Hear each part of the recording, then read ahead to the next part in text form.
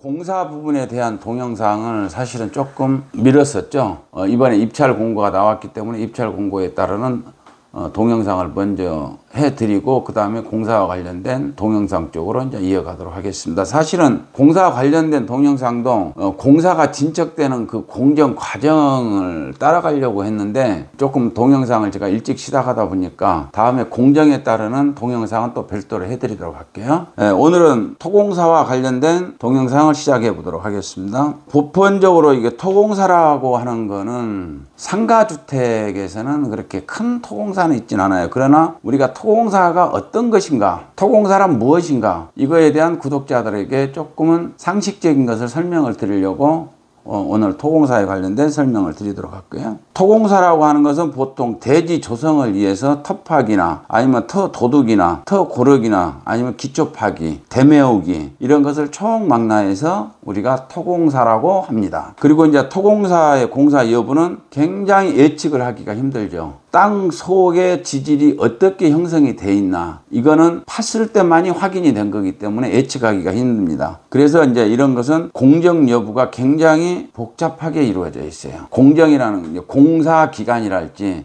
이런 게 항시 변수가 작용이 된다. 그러나 상가주택을 짓는 토공사에서는 공사 기간이나 이런 거에 크게 영향을 미치지 않는다. 이렇게 알고 계시면 되고요. 이제 예를 들어서 이제 이런 건 있죠. 우리가 이 상가주택에서도 굉장히 그런 부분을 많이 제가 목격을 해요. 상가주택은 보편적으로 토목공사를 하는 데 있어서 약 1m 정도를 팝니다. 1m를 파는데도 땅 상태가 구독자분들께서 자세하게 아실런지는 모르겠는데 땅이 습번체 현상이 일어나는 지역이 종종 있어요. 그 습번체 현상이라는 거는 땅을 팠는데 왼쪽을 밟으면 왼쪽이 쑥 들어가면서 오른쪽이 쑥 올라오는 이런 습번체 현상이라 그래요. 그 현상이 종종 제가 목격을 해요. 그럴 때는 어떻게 해요? 보편적으로 건축업자들이 그냥 다음 공정을 넘어가는 경우가 있는데 절대로 그러시면 안 되죠. 이럴 때는 그 부분에 전부 다 장비를 동원해서 파내고 다시 자갈이나 이런 걸로 가지고 거기를 메꿔주는 거죠. 이걸 취한이라 그러죠.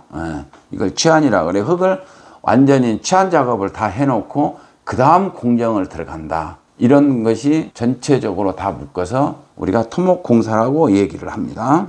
다음은 측량에 대해서 이제 설명을 조금 드릴게요. 우리가 측량에 대해서는 지난 시간 동영상에도 일부 설명이 있었는데 측량공사의 개략적인 설명을 드릴게요. 우리는 이렇게 복잡한 측량을 하진 않습니다. 상가주택에서는 보통 이제 측량 종류에는 여러 가지가 있는데 거리 측량이 있고 평판 측량이 있고 각도 측량이 있고 트래비스 측량이 있고 고저 측량 등등 여러 가지 측량의 종류가 있습니다.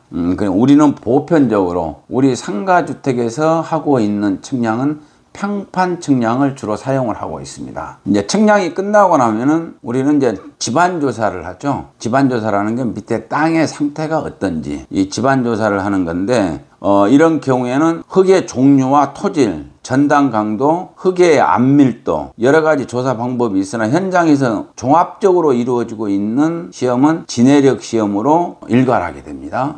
진해력 시험은 보통 현장에 있는 장비와 포크레인과 기타 이제 진해력 시험 장비를 가지고 와서 직접 현장에서 그 진해력을 구하는 방법인데 현장에서 진해력을 구하는 방법으로 보통 하는데 평판 제하시험이라고 하죠, 그거를. 그리고 이제 보편적으로 이제 터파기 종류는 제하시험이 다 끝나고 나면 이제 기초 터파기를 하는데 터파기 종류는 보통 한 4가지 종류가 있네요. 구덩이 파기가 있고 줄기초 파기, 원통 파기 등등이 있는데 보편적으로 상가주택에서 기초는 매트 기초로 설계가 되어 있기 때문에 우리 건물이 앉는 전체를 원통 기초 파기라고 하죠. 전체를 다 이제 파내게 되어 있습니다. 거의 99%가 상가주택에서는 매트 기초로 들어가기 때문에 원통 파기로 하고 있습니다. 그 다음에 이제 터 파기를 할 때 우리가 굉장히 유의해야 될 사항이 있습니다. 공사하는 공사업자들이 보통 이제 신경을 많이 써야 되는 일들이죠.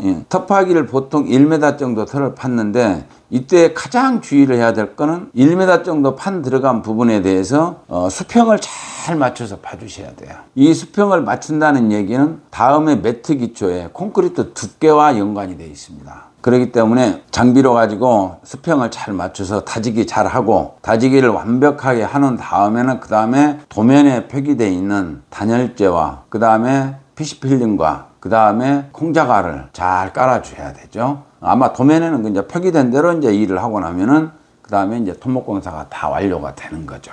그리고 나서 버림 콘크리트를 치는 거죠. 버림 콘크리트를 왜 치냐? 말 그대로 우리는 그 버림 콘크리트는 구조에는 전혀 영향을 미치지가 않습니다. 우리 건물을 정확하게 앉히기 위해서 먹매김을 해야 되는데, 먹매김은 그냥 흙에다가는 할 수가 없으니까 먹매김을 하기 위해서 버림 콘크리트를 치게 되어 있습니다. 그래서 이제 버림 콘크리트를 딱 치고 그 다음날 콘크리트가 사람이 들어가도 발이 빠지지 않을 정도로 굳어 있는 상태를 확인을 한 다음에 먹매김을 들어가는 겁니다. 이제 이 정도로 하면은 본격적으로 우리 건물의 기초가 이제 서기 시작하는 거죠. 오늘은 토목공사와 그 다음에 일부 측량공사에 대한 동영상을 여기까지 마치고, 다음 시간에는 콘크리트 관련된 철근 콘크리트 공사에 대한 설명을 해드리도록 하겠습니다.